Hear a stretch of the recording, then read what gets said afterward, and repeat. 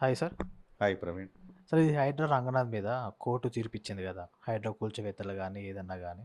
అంటే రేవంత్ రెడ్డి హయాంలో ఉన్నప్పుడు అట్లా కూల్చొద్దని చెప్పారు గదా! హైకోర్టు నుంచి అంటే మీరేం చెప్పాలనుకుంటున్నారు?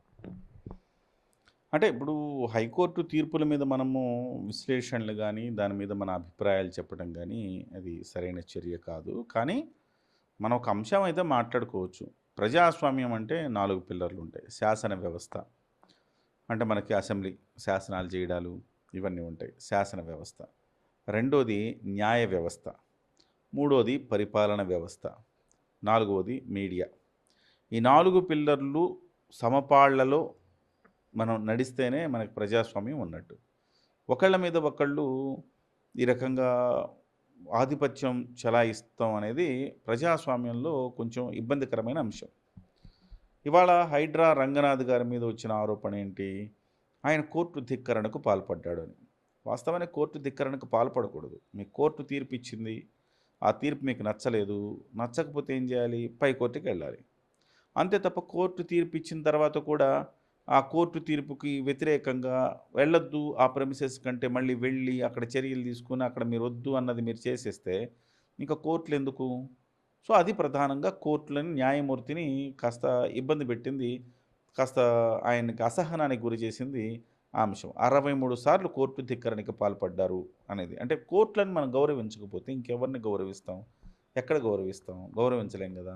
సో కాబట్టి ఇదొకటి చూస్తే ఒక రకంగా చూస్తే ఈ కోణంలో చూస్తే రంగనాథ్ గారు అలా చేసి ఉండకూడదేమో అని అనిపిస్తుంది.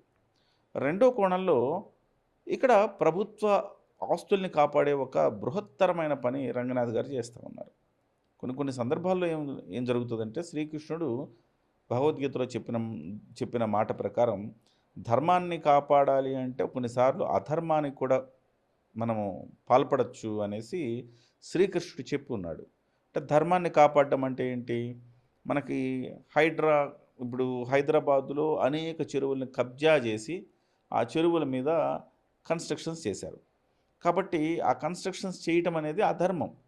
ఆ అధర్మాన్ని ఎదుర్కోవటానికి, ధర్మం నిలబెట్టడానికి అవసరమైతే మీరు అధర్మంగా కూడా వెళ్ళొచ్చు అన్నట్టుగా బహుశా రంగనాథ్ గారు దాన్ని ఆదర్శంగా తీసుకున్నారేమో అనిపిస్తుంది.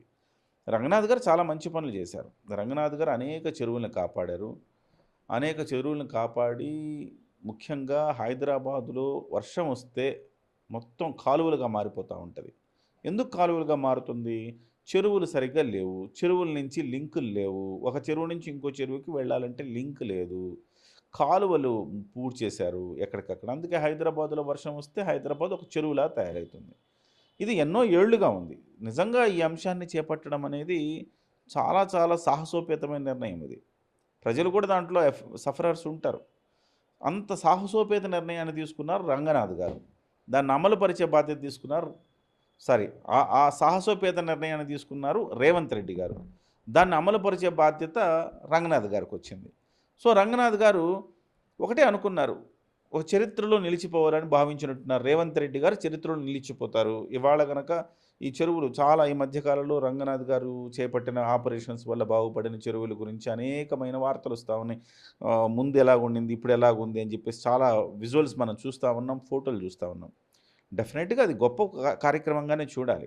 ఇందులో కూడా కొన్ని లోపాలున్నాయి.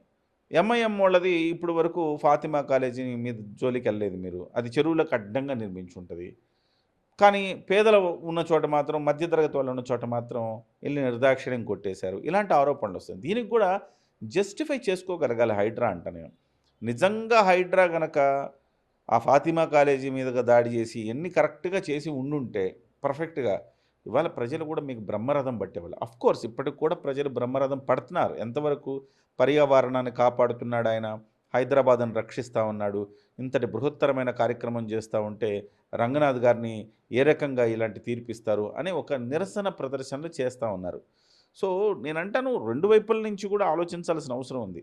ఇటు న్యాయ పరిధిలో చూస్తే మీరు తప్పు చేశారా, ఒప్పు చేశారా, హైడ్రా చేసిన పనులు ఎంతవరకు కరెక్ట్ అనేది ఇక్కడ చర్చ లేదు. చర్చ ఒకటే ఉంది. మీరు హైకోర్టు ఇచ్చిన తీర్పుని ఎందుకు ధిక్కరించారు? ఇదొక్కటే చర్చ ఉంది. ఇదొక్క దగ్గరే పట్టుకుంటున్నారు న్యాయస్థానాలు గూడా. సో మీరు చేసిన పనులు నేను మంచి పనులు చేశాను కాబట్టి అంటే మంచి పనులు చేస్తే కోర్టుని ధిక్కరిస్తారా? మీరు పై కోర్టుకి వెళ్ళాల్సిందప్పుడు. అని అంటా ఉన్నారు. సో, ఏదేమైనా ఇదొక ఒక ఒక సున్నితమైన అంశం ఇది. అటు న్యాయ వ్యవస్థకి, ఇటు పరిపాలన వ్యవస్థకి మధ్య ఆహ్, శాసన వ్యవస్థ. ఈ మూడిట్లో వచ్చిన ఒక కాన్‌ఫ్లిక్ట్ అని జెప్పాలిది. మరి దీన్ని ఎట్లా పరిష్కరిస్తారు? దీని మీద ఏ రకంగా ముందుకెళ్తారనేది ప్రభుత్వం ఆలోచించాల్సిన అవసరం ఉంది. ఇందులో ప్రభుత్వమే కాస్త ఇక్కడ పట్టు విడుపుల ధోరణి ప్రదర్శించాలి. రంగనాథ్ గారి విషయంలో సో, దీనికి ఏ రకంగా మరి మన కోర్టుకి ఏదైనా మంచిగా వివరణ ఇచ్చి వాళ్ళు సంతుష్టీకరణలు చేస్తే జడ్జి సో, ఇది ఈ పరిస్థితుల్లో మేము చేయాల్సొచ్చింది. క్షమించండి. బేషరతుగా మిమ్మల్ని క్షమాపణ కోరుతున్నాము. ఇలాంటివి ఏమన్నా చెప్పి జడ్జి గార్ల వాళ్ళ అసహనాన్ని తగ్గించి, వాళ్ళ కోపాన్ని తగ్గించే ఒక పని చేయాలి. అంటే కోపం అంటే ఇది ఎమోషన్ కాదు నేనంటుంది. కోర్టులను గూడా ధిక్కరిస్తే ఇంకా వేరే గత్యంతరం ఏంటి? ఇవాళ రంగనాథ్ గారు చేశారు. రేపు ఇంకొకళ్ళు చేస్తారు. ఆ తర్వాత ఇంకొకళ్ళు చేస్తారు. కోర్టు తీర్పులు కూడా అమలు కాకపోతే ఇంకేంటి? సో, ఇది ప్రధానంగా ఇక్కడ కోర్టులకు సంబంధించి చాలా కీలకంగా తీసుకున్నారు వాళ్ళు. సో, రంగనాథ్ గారి వాదన ఆయనది. మరి ఎట్లా దీన్ని ముందుకు తీసుకెళ్తారో ప్రభుత్వం దీన్ని ఒక సార్ట్ ఔట్ చేయాల్సిన అవసరం ఉంది. రంగనాథ్ గారిని ఏమన్నా తాత్కాలికంగా తీసేసి, ఆయనకి వేరే బాధ్యతలిచ్చి, సో, ఇయన్నీ కొంచెం చల్లబడ్డాక మళ్ళీ ఆయనకి బాధ్యతలు ఇవ్వడమా? నేను ఒక సంచలనమైన ఒక అంశం ఈ T33 నుంచే నేను ఒక సంచలనమైన అంశం చెప్తా ఉన్నా. అదేంటంటే రంగనాథ్ గారిని ప్రభుత్వం తీసేస్తుంది. ఆ స్థానంలో వేరే అధికారిని ఏస్తుంది. కానీ రంగనాథ్ గారిని రిజైన్ చేయించేసి ఎమ్మెల్సీగా చేసి ఆయన్ని ఇది స్పెషల్‌గా మంత్రిగా బాధ్యతలు ఇస్తారు అని చెప్పి కూడా ఒక వార్త హల్చల్ చేస్తుంది. అదే గనక జరిగితే రేవంత్ రెడ్డి గారి మైండ్ సెట్ అట్లే ఉంటది. నువ్వు కాదన్నప్పుడు నేను ఇంకో రూపంలో వచ్చి తీసుకుంటా అన్నట్టు ఉంటది రేవంత్ రెడ్డి గారి మనస్తత్వం. సో, చాలా డైనమిక్ ఆలోచనలు వస్తా ఉంటాయి ఆయనకి. సో, ఈయన్ని రిజైన్ చేయించేసి ఉద్యోగానికి రాజీనామా చేయించి, రాజీనామా చేస్తే ఇంక చేసేదేముంటది? కోర్టులు కూడా ఆయన రాజీనామా చేసేసాడు అయిపోయింది. కోర్టు ధిక్కరించినందుకు ఆయనకు శిక్ష వేయాలనుకుంటే ఈ దేశంలో భారతదేశంలో అనేక మంది ఐఏఎస్‌లు, ఐపీఎస్‌లు కోర్టుని ధిక్కరించారు. జైలు శిక్షలు ఎవరికి పడలా. జరిమానాలు పడ్డాయి. చిన్న చిన్న పనిష్మెంట్స్ పడ్డాయి. అలాంటి వాటికి కూడా రంగనాథ్ గారు ఇక్కడ సిద్ధంగా ఉంటారు. అయిపోయిన తర్వాత ఆయనకి ఎమ్మెల్సీగా ఇచ్చేసి ఆయన మంత్రిగా చేస్తే మళ్ళీ అదే శాఖకు ఆయన మంత్రి అయితే సో, ఇంకోలా ఉంటది గేమ్. అయితే ఇక్కడ ఆలోచించాల్సిందేంటంటే అంత దూరం వెళ్ళకుండా కొంచెం ఏదో సయోధ్య కుదుర్చుకునే పరిస్థితులు ఉంటే మంచిదది. ప్రజాస్వామ్యానికి ఏది మంచిదనేది ఆలోచించాల్సిన అవసరం ఉంది.